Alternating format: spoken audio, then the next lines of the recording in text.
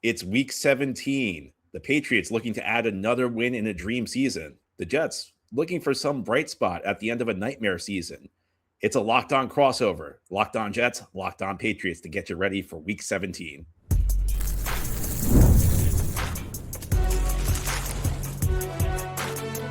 You are Locked On NFL Crossover, part of the Locked On Podcast Network. Your team every day.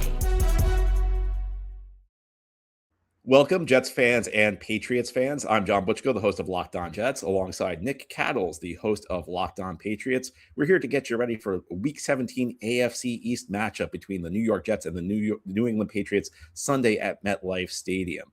Crossover Thursday is presented by Prize Picks. Download the Prize Picks app today and use code LOCKEDONNFL to get $50 in lineups after you play your first $5 lineup.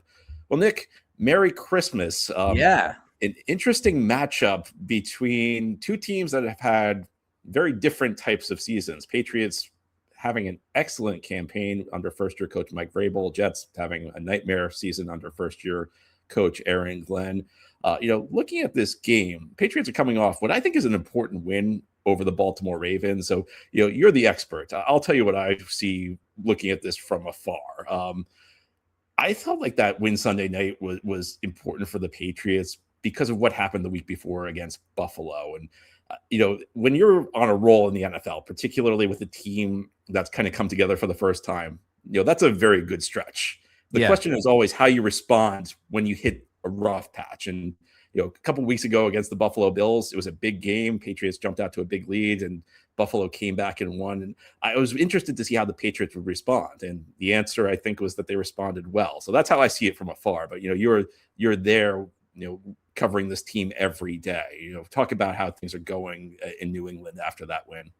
Yeah, John, you were interested in it. I was interested in it. I think a lot of Patriots fans were interested to see how they would respond. The 30 minutes in the second half against Buffalo was the worst 30 minutes of football they've played all season. And I don't even know if it's necessarily close. And that includes Drake Maye, who I thought had his worst half of football of the season against the Bills in the second half.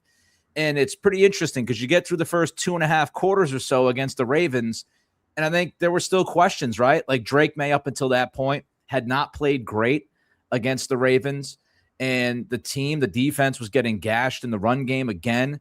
And so you're kind of looking at this and going, man, if this continues to play out the next quarter and a half, the way it's played out the first 2.5 quarters, there are going to be some serious questions about the Patriots given what happened against Buffalo in that second half. But the fourth quarter really changed everything. The defense came up with the stop. The defense came up with the turnover.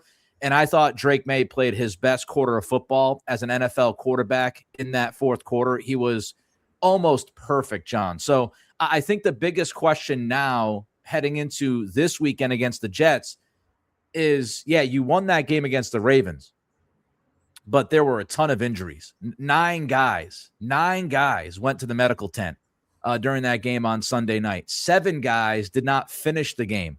And we're talking about some crucial skill players. Travion Henderson, concussion protocol. Kayshon Boutte, concussion protocol. Jared Wilson, your starting left guard, concussion protocol. Pop Douglas hurt his hamstring. Of course, Will Campbell is already out and on the IR. Even Morgan Moses, old friend for you, Morgan Moses, as you know, he plays through everything. He got banged up. He came back, but he was not the same player in the second half. Their 6th offensive lineman, their 3rd tackle, Thayer Munford, he got hurt in the game. He came back, but he's dinged up. Kyrie's Tonga, interior defensive lineman, one of their best interior defensive linemen. He got hurt. He's out for a week or 2 at least. Milton Williams, his window has opened up from the IR. He's going to be back on the field this week practice-wise. Not sure if he's going to play Sunday. And then Robert Spillane has missed the last 2 games. And, he's out of the boot reportedly, which is great, but he might not play. So it literally is. I know it might sound like low-hanging fruit, John, but the biggest story for me with the Patriots in this specific game this weekend is who's going to play and how much are those guys going to end up playing. Nick, I'm trying to think of a non-sarcastic way to put this, but you're playing the right team if you're dealing with injuries right now, because this Jets team has just been horrible the last 3 weeks. And I think what's frustrating from a Jets perspective is after the 0-7 start, it felt like they were making some progress. They won 3 of their next 5 games, and Yeah. 2 games they lost. One of them was a game Jets fans and Patriots fans saw. It was the Thursday night game in Foxborough. Look, the Patriots are much better than the Jets. That we were not expecting that to be that close of a game, but the Jets at least showed some fight in that game. Right, And, right. when you're a team that's lacking talent the way the Jets are, most weeks you're going to be outmanned. But the question is whether or not, you at least put up a good fight. You make the other team earn it. And, the Jets made some mistakes that night, but I don't think they embarrassed themselves. No. The other loss was to Baltimore. It's kind of a similar situation. Jets made a lot of big mistakes. Jets were their own worst enemy in that game in a lot of ways, but they did not embarrass themselves in Baltimore. The last 3 weeks have been really, really ugly. Blowout loss to the Dolphins at home, a blowout loss to the Jaguars on the road, and a game against the Saints where, they were in it for a while, but they ended up losing by 23, and the Saints entered that game 4-10. Yeah. You're just seeing a team backsliding. And part of it's injuries. Look, the Jets are really banged up, particularly in the secondary. Nick, they're probably going to be starting 2 corners this week who were guys who got snaps in the second half of preseason games in August. So, and this is not it's not like this was a great roster to begin with. Right. But it's been troubling to watch the way this team has been performing because you just don't see the fight that you were seeing in November. I don't know what we're going to see from the Jets in this game, but if it's anything resembling the last 3 weeks, well, I'm not convinced it matters who plays for the Patriots because this Jets team, it's not just that they're not talented, it's that they haven't looked like a real NFL team the last couple of weeks. Yeah, I get that. I get that thought process for sure. And of course, Mike Vrabel's trying to keep his guys on the path here, and he keeps pounding the point of we want to win the division, we want to win the division, we want to win the division. We coughed up the division in the second half against the Bills when we had a big lead because we took our foot off the gas. So he's going to continue to try to push and prod these guys to be ready no matter who they're playing the next couple of weeks. Because, of course, they not only play the Jets this weekend, but then they follow that up with the Miami Dolphins in Foxborough in Week 18. So he's trying to keep them focused, trying to keep them honed in. I watched 3 quarters. I didn't get through the entire game of the all 22, but I did watch 3 quarters of the Jets-Saints game last weekend. And I would overall agree with your assessment, John. I thought, offensively, it's a very safe plan. Brady Cook looks like somebody to me that's uncomfortable trying to even find any kind of somewhat tight window, let alone tight window. So he doesn't like pulling the trigger to me unless it's super safe, which you understand. He's the 3rd string quarterback, so you get that. So I look at defensively, and I'm sure we'll get into it with the marquee matchups, but that secondary is in a world of hurt. And I saw guys. I think if Tyler Shuck was better through the first 3 quarters, there were big plays to be made. And I thought that game could have been even worse for the Jets. So, we'll see. You never know with the NFL. Crazy things have happened this year, especially. Look at the Patriots. They're freaking 12-3, John. If you told me they'd be 12-3, I would have had you checked. But yeah, I think that the Jets are in a tough spot, which might be the best for them in the big picture, honestly, with all these picks they got after trading Sauce Gardner and Quinnen Williams. I think it's almost, I don't want to say go out there and tank because I never think that's good for a football team or a head coach. But losing these last couple of games, probably not the worst result for Jets fans. Yeah, and, I think on some level it's academic because this team's just not good enough. And for me, it's not just about wins and losses. It's about how you get there. If the Jets were losing these games and, you saw some young players starting to look good, you could live with it because that for me, like the last couple of weeks have been disturbing because I feel like in some levels it's gone beyond talent. Look, when you're starting these guys in the secondary, when you're starting Qwan'tez Stiggers or Jordan Clark at corner, there are going to be big plays made against you. That's just how it is. But what's been frustrating to me is that last couple of weeks, and particularly 2 weeks ago against Jacksonville, it was just like the Jets didn't look like a team that could execute basic coverages. And that's, for a first-year coaching staff who you're hoping is going to start to show competence this time of year. If you're going backwards as a defense and you don't have answers for basic concepts, that's troubling. So, look, as the scores matter, of course, but the losses the Jets were having during that 5-week stretch where they lost to the Patriots but did not embarrass themselves. They lost to the Ravens, did not embarrass themselves. It's one thing to lose because you just don't have enough talent. It's one thing when you make the other team earn it. The Jets have not made their opponents earn it the last couple of weeks, and that's what's troubling to me. Yeah, look, John, quick, because I know we got the second segment coming up here, but this might feel like it was eons ago, but just last year, the Patriots had a similar kind of vibe. I mean, after the bye week, their bye week was week 14 like it was this year. And the biggest question at that point was, can Jermaine Maye prove that he can get this team prepared at a higher level, and can they play better football as you get towards the tail end of the season? And they came out of the bye. They did not play well against Arizona. They got humiliated by the Chargers at home. That was pretty much the death knell. And I don't even count the Buffalo win in week 18 because, come on, Joe Milton was out there. Buffalo was literally trying to lose that game, and so were the Patriots. Two teams trying to lose. That was a fun one to watch. So, I agree with you. At the end of the year, that final month, that final 5 games, you want to see signs of life. You want to see signs of improvement, and it just hasn't been there for the Jets. All right, ahead here on our crossover Thursday edition of Locked On Jets and Locked On Patriots, we'll talk about the key matchups. Who will shape this game? Can the Patriots avoid an upset? We'll talk about the players who need to step up, continuing here on crossover Thursday on the Locked On Podcast Network. Today's crossover Thursday edition of Locked On Jets and Locked On Patriots is brought to you by Prize Picks. The holiday season is one of the best times for sports. Bowl games, big basketball matchups, playoff pushes, it's all happening at once. And while we're all making choices every day, one of the most fun places to make the right call is Prize Picks. Prize Picks is the easiest way to get in on daily fantasy. Just pick more or less on at least 2 player projections, lock in your lineup, and you're in the game. It's simple, fast, and available in 45 states, including California, Texas, Florida, and Georgia. Prize Picks has added an extra layer of excitement for the holiday sports season. Creating a lineup takes less than a minute, and the app makes the whole process smooth and intuitive. You can choose from a huge range of unique stats: fantasy score, field goals attempted, free throws made, turnovers, whatever fits your strategy. Download the Prize Picks app today and use code LOCKEDONNFL to get $50 in lineups after you play your first $5 lineup. That's code LOCKEDONNFL to get $50 in lineups after you play your first $5 lineup. Prize Picks. It's good to be right. It is crossover Thursday here on the Locked On Podcast Network. I'm John Butchko, the host of Locked On Jets, alongside Nick Cattles, the host of Locked On Patriots, to get you ready for Week 17 action, the New York Jets and the New England Patriots. Nick and I would like to take some time to thank you for making Locked On Jets and Locked On Patriots your first listen every day. And we'd like to give a big shout out to you everydayers. And we also like you to take a look at the Everydayer Club.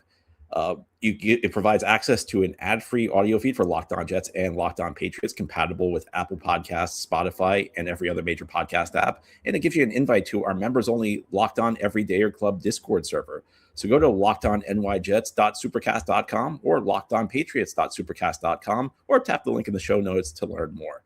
Well, Nick, I think heading into this game, overwhelming sentiment is that the Patriots are likely to win this game.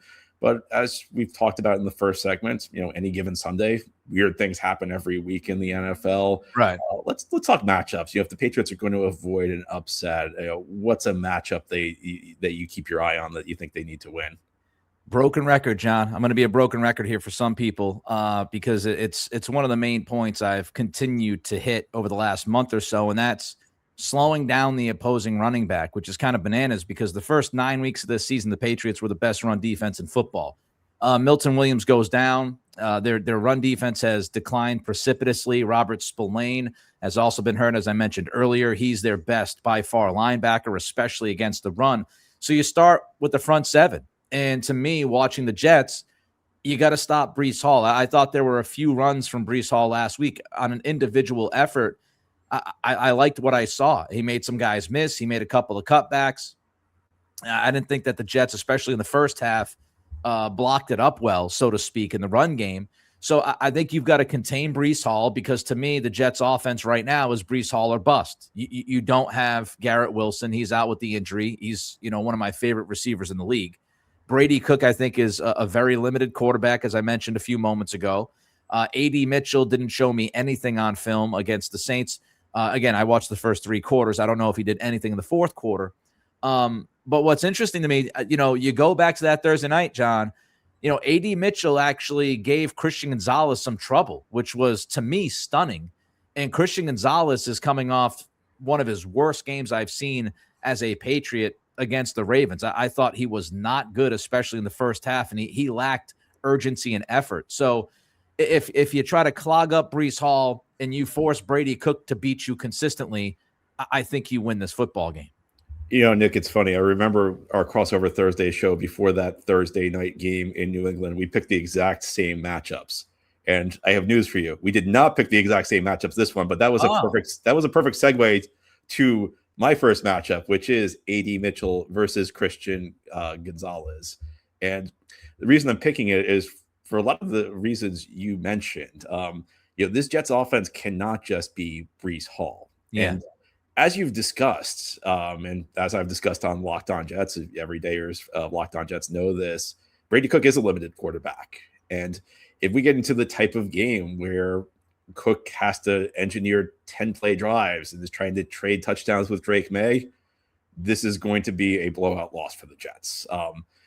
The Jets' only chance in this game that I see is to produce big plays. And Breece Hall is the big play guy on offense, but I think we can presume Mike Vrabel and the Patriots coaching staff is going to do everything in their power to try and take him away.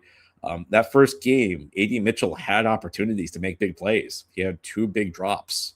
And it's been inconsistent. I mean, look, there's a reason the Colts were willing to throw him in as part of the Sauce Gardner trade. We did see flashes a couple of weeks ago from Mitchell when the Jets beat the Atlanta Falcons. He did have 8 catches for 102 yards and a touchdown in that game. So the classic guy who has ability, he flashes it. The question is whether he can do it consistently. And the other thing, Nick, is that when you're watching these games from a Jet standpoint right now, you're almost like looking at it the way you watch a preseason game, because at the end of the day, I don't think the result really matters all that much. Of course, it matters when you talk about draft positioning, but when I watch a preseason game, I'm always focused on how these players are performing and how it will impact the Jets going forward. And at this point of the year, week 17, there's only 2 games left. This is a lost season for the Jets. A.D. Mitchell's a guy who could be in the mix for the Jets next year as a wide receiver. Now, he's not going to be the number 1 guy the way he is in this game. But the question is, will he be the number 3 guy? And if he shows that he can handle potentially being the number 3 receiver, that's one less thing the Jets need to get this offseason. Now, look, they're going to need to upgrade the wide receiver room, no doubt, because all they have right now is Garrett Wilson. And if A.D. Mitchell shows he can be a number 3 guy, they'll still need a number 2 guy. But I think this is an interesting matchup and an important game for A.D. Mitchell. Yeah, it's interesting. Heading into the draft, I was a big A.D. Mitchell guy. I watched him at Texas. The talent is there. I think he's a very talented guy, but we all know there were also red flags. And he was somebody from a talent standpoint at his best, could have been a first-round pick. And many people thought he would go in the first round, and he fell. And he fell because of those red flags. And so I think, this is a crucial part of the schedule for him, and he's got to prove himself. And if he can go out there and he can, again, give Christian Gonzalez a tough time, then I think that certainly helps his case for 2026. Now, speaking of wide receivers, cornerbacks, man, oh man, I know you described the situation a little bit earlier in this episode, but I was almost feeling bad for the Jets corners watching that Saints game.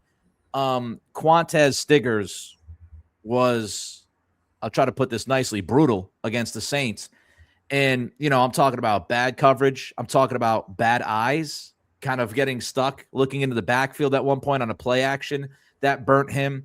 Saw a couple missed tackles. So Kayshon Boutte, again, concussion protocol. Will he be out there? Pop Douglas, hamstring. Not sure if he'll be out there. But, Stephon Diggs, Mac Hollins, and Kyle Williams, those guys, they should be capable of eating during this game on Sunday against this secondary, against Qwan'tez Stiggers. And, I'm a Notre Dame fan. It's tough to say, but I did not think Jordan Clark was very good against the Saints either. So, and again, I know they're not the starting corners and stuff. I understand the situation for the Jets, but the Patriots looking at this, John, Drake Maye should be licking his chops, and they should be able to take advantage of those corners consistently on Sunday.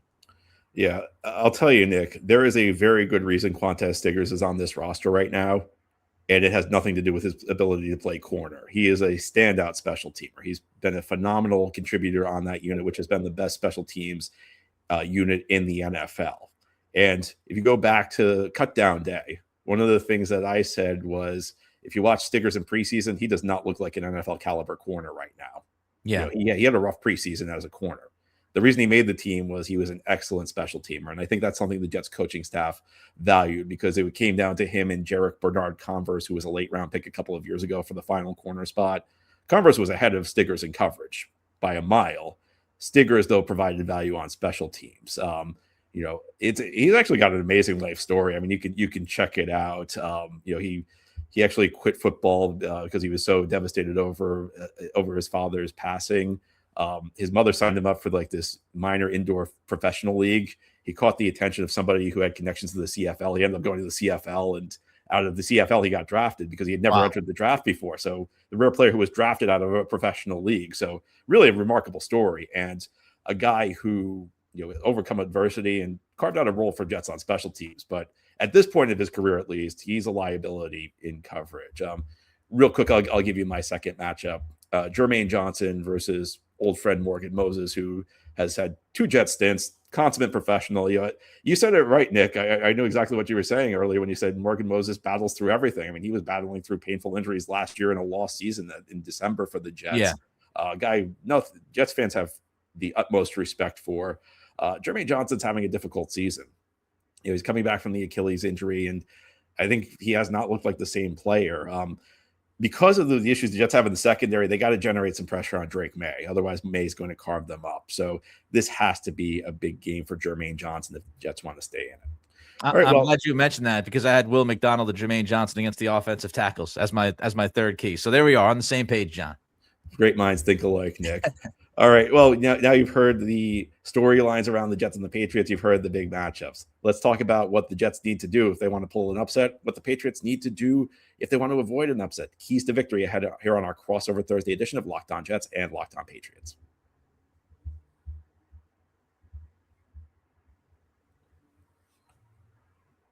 It's crossover Thursday here on the Locked On Podcast Network, Week 17, an old AFC East rivalry, New York Jets, New England Patriots, and they're kind of back in their natural positions in the world. Jets at the bottom of the league, Patriots dominating. Jets fans, you hate to hear it. Patriots fans, you love to hear it.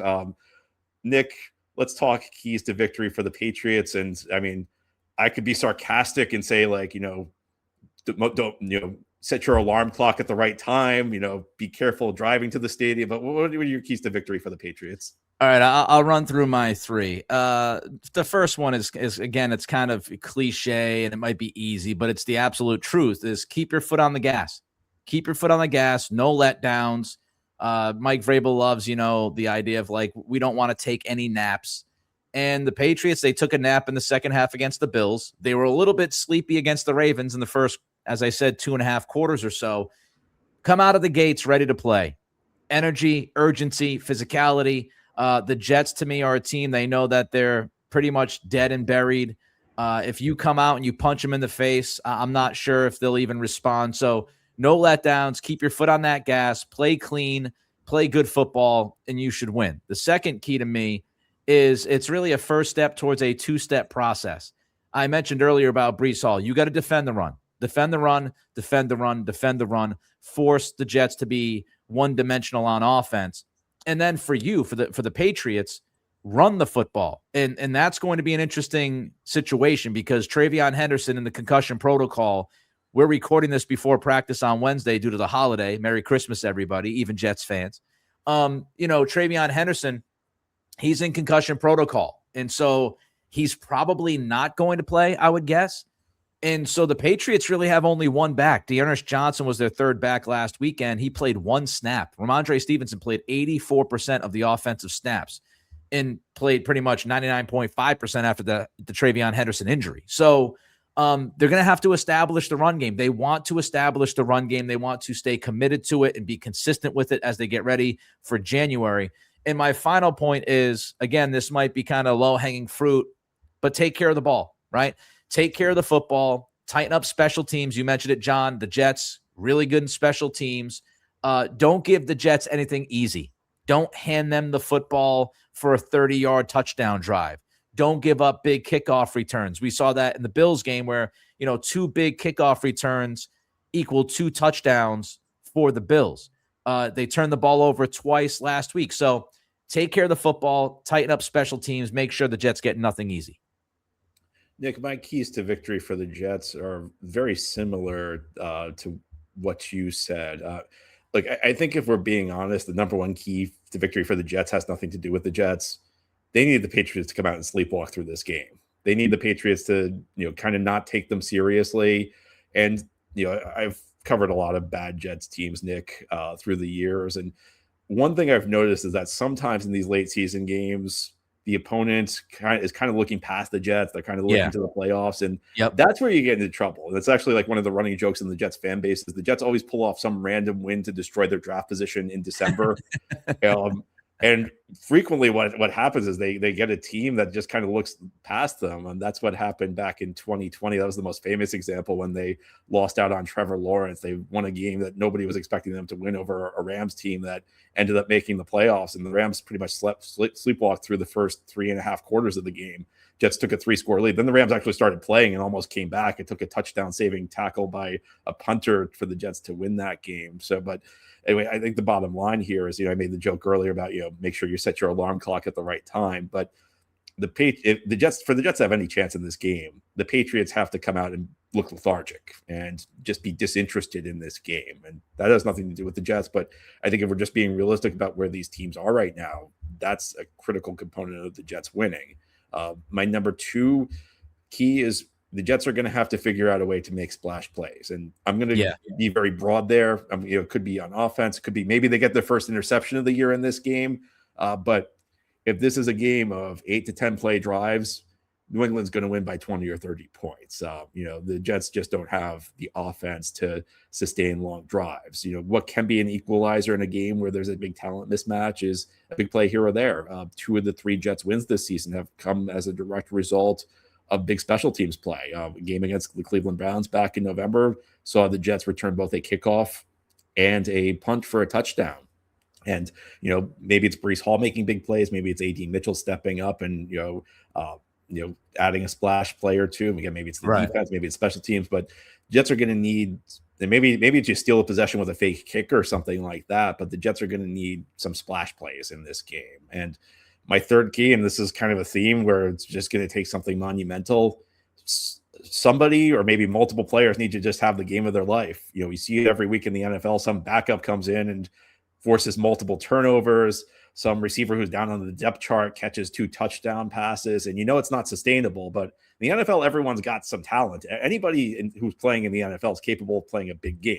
They're not all capable of sustaining that, but I really do believe that, when you're talking about players in the NFL, even practice squatters, you don't get to the NFL unless you're a really good player. Unless you're anybody even on a practice squad has been one of the best players on the field his entire life up to the NFL. So I think the difference between a good team and the bad team in the NFL isn't that great. That's why you see upsets, maybe not as drastic as this would take, but somebody unheralded, is it John Mechie? Is it Qwan'tez Stiggers maybe delivering a big game at corner? I don't know, but it's going to take like somebody we're not expecting to go out there and just and have like a player of the week type performance for the Jets to win. Yeah. I mean, I think you're right. When you look at a lot of times we look at these players, and I think it's also the fantasy football factor, John, where, that guy's not a great player, but all these guys have talent, and some of them might have talent in niche aspects of the game, so to speak, but they've all, as you just mentioned, they've been on a football field before and been one of the best players on that field at some point in their life, high school, college, the NFL, CFL. So I don't overlook anybody. I agree with you that there's a little difference between the middle, let's say 15 to 20 teams. I always think every year the top 5 teams are pretty much the cream of the crop. And then you'll have 5 teams that are just god awful. But the middle 15 to 20, those teams, they're very, very slim margins. And, quarterback play is such a huge thing. And I think that's why the Patriots are not where they're at this year. If Drake Maye did not take this leap as quickly as he did, there's just no way. There's no way on God's green earth that would happen. So you probably do need somebody to pop, or a couple guys to pop on Sunday. Nick, before we go, I just want to get a sense of how the Patriots fan base views this season? Do you think this is a successful season no matter what happens, or do you think that the view is because of the past success in New England that this team has to go on a playoff run to really make people feel like this was a hugely successful season? Somebody tweeted at me the other day and said that the Bills and the Ravens games kind of changed their perspective. And now they think like, hey, if they can win one game, it'd be a huge step forward. And I could see that. I think it actually will come down to the matchups, John. Like I think fans look at the Houston Texans, for example, as a team that's like dangerous because their defense. And if you lost to the Texans, it'd be like, well, what happened and who was playing, yada, yada. But a lot of these other teams, I mean, I think with this field, the Patriots, if they're the 1 seed or the 2 seed, if you lose if you're the 2 seed and you lose in the first round, even if it's against the Texans, if they're 7th, then I think that would be a tough pill to swallow. I think at this point, what they've done this year and the way Drake Maye has played, you've got to win at least one playoff game.